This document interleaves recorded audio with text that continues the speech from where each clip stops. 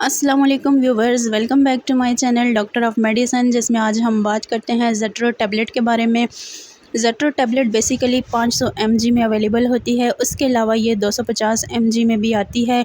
Production की बात करें तो गेट्स फार्मा इसको बनाती है और मेडिसन इसके अंदर एज़िथ्रोमाइसिन पाई जाती है और ये मुख्तलिफ़ किस्म के जो बैक्टीरियल इन्फेक्शंस होते हैं उनमें ये एज आ एंटीबायोटिक वर्क करती है।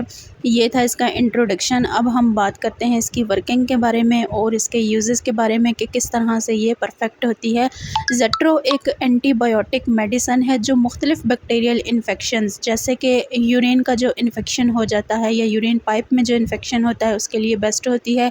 अपर और लोअर रेस्पिरेटरी ट्रैक्ट के इन्फेक्शन के लिए, स्किन या जल्द के इन्फेक्शन के लिए, टाइफाइड, साइनोसाइटिस, ओटाइटिस मीडिया, इन सब के जो इन्फेक्शंस हो जाते हैं इसमें बहुत ज़्यादा बेस्ट होती है। उसके अलावा ये बैक्टीरिया की ग्रोथ या उसकी अफजाइश को रोक के काम करती है। ज़्यादातर जो है वो एंटीबायोटिक्स बैक्टीरियल इन्फेक्शंस के लिए डिज़ाइन की गई हैं और सिर्फ ये बैक्टीरियल इन्फेक्शन के ख़िलाफ़ ही मौसर होती हैं, इसलिए इनको वायरल इन्फेक्शंस के इलाज के लिए इस्तेमाल नहीं कराया जाता। ये थी इसकी वर्किंग। अब हम बात करते हैं कंडीशंस के बारे में कि कौन से हालात में आप जो है वो इसको ले सकते हैं।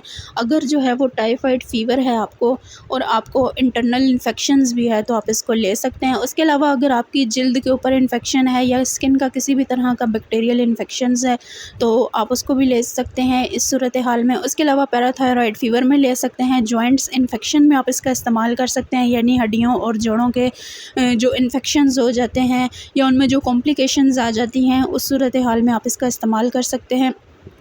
उसके अलावा जेनिटल क्लेमडाइल इन्फेक्शंस में आप इसका इस्तेमाल कर सकते हैं। उसके अलावा नॉन गोनोकल यूरेथ्राइटिस, उसके अलावा गनोरिया में आप इसका यूज़ कर सकते हैं। उसके अलावा आप इस मेडिसन को मेनिंजाइटिस की कंडीशन में इस्तेमाल कर सकते हैं। उसके अलावा लाइम डिज़ीज़ में, और उसके अलावा आप इसको ओरल कैविटी के इन्फेक्शन में इस्तेमाल कर सकते हैं, यानी कि आपके फेस के इंटरनल जो इन्फेक्शंस हो जाते हैं, फ्लूइड की फॉर्म हो जाती है या पानी, ये समझ लें कि इंटरनल आपके फेस बहुत ज़्यादा हो जाता है जिसमें स्वेलिंग भी हो जाती है फेस में, तो उस कंडीशन में आप इसका इस्तेमाल कर सकते हैं। उसके अलावा आप इसको निमोनिया के मर्ज़ में इस्तेमाल कर सकते हैं। उसके अलावा आप इसको ओटाइटिस मीडिया के इन्फेक्शन में इस्तेमाल कर सकते हैं, यानी कान और कान से रिलेटेड जितने भी बैक्टीरियल इन्फेक्शन इंटरनल भी हो जाते हैं उसमें आप इसका यूज़ कर सकते हैं। साइनोसाइटिस की कंडीशन यानी कि फेशियल इन्फेक्शंस में आप इसका इस्तेमाल कर सकते हैं। उसके अलावा आप इसको यूरिनरी ट्रैक्ट के इन्फेक्शन में यूज़ कर सकते हैं, यानी पेशाब के रास्ते में जो इन्फेक्शन हो जाता है या पेशाब की नाली में जो इन्फेक्शन हो जाता है, बैक्टीरियल इन्फेक्शन हो जाता है, इन सूरत हाल में आप इसका इस्तेमाल कर सकते हैं। ओवरऑल अगर इस मेडिसिन की बात की जाए तो जितने भी बैक्टीरियल इन्फेक्शंस आपकी बॉडी में हो जाते हैं उनके लिए ये एंटीबायोटिक बेस्ट है। ये थी सारी इसकी यूजेस। अब हम बात करते हैं साइड इफ़ेक्ट्स के बारे में कि अगर आप इस मेडिसिन का इस्तेमाल करते हैं तो साइड इफ़ेक्ट्स क्या क्या शो हो सकते हैं। इसमें वीएन डिसऑर्डर हो सकता है, यानी देखने में आपको मुश्किलात आ सकती हैं। स्लीप डिसऑर्डर हो सकता है, यानी कि आपकी नींद का जो सर्कल है वो ज़्यादा भी हो सकता है, कम भी हो सकता है।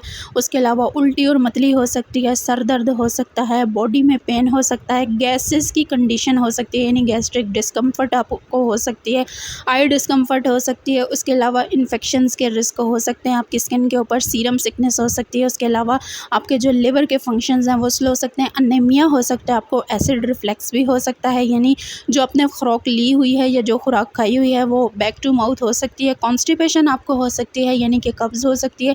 ब्लैक स्टूल आपको आ सकते हैं, यानी कि पहाना आपको जो है वो ब्लैक फॉर्म में आ सकता है। इसी तरह जो आपके स्टूल्स हैं उसमें कॉम्प्लिकेशंस आपको शो हो सकती हैं। उसके अलावा वोमिटिंग की कंडीशन भी ज़्यादातर देखी गई हैं इस मेडिसिन के यूज़ के बाद। उसके अलावा एब्डोमिनल पेन भी हो सकता है। तो ये सारे थे इसके साइड इफ़ेक्ट्स। अब बात करते हैं कि कौन सी कंडीशन में लेने से पहले परहेज़ करना चाहिए। अगर आप हामला हैं या दूध पिलाने वाली माँ हैं या आप बहुत ज़्यादा सेंसिटिव हैं किसी भी चीज़ के यूज़ से, या आपको कोई भी चीज़ जल्दी रिएक्ट कर जाती है, तो इन सूरत हाल में लेने से पहले लाज़मन अपने फिजिशियन से कंसल्ट करें। इसी तरह अगर डोज़ की बात की जाए तो डोज़ का तरीक़ाकार ये है कि ये डोसेज डिपेंड करता है आपकी बीमारी की नौयत पे। अगर तो बीमारी की नौयत बहुत ज़्यादा है या बहुत कम है तो ये सारी कंडीशंस आपका फिजिशियन जो है वो देख के तो आपको बताएगा कि आपने जो है वो किस तरह से इसकी डोज़ लेनी है। अगर आपको हमारी इन्फॉर्मेशन पसंद आई हो तो लाजमन हमारे चैनल को सब्सक्राइब करें। शुक्रिया।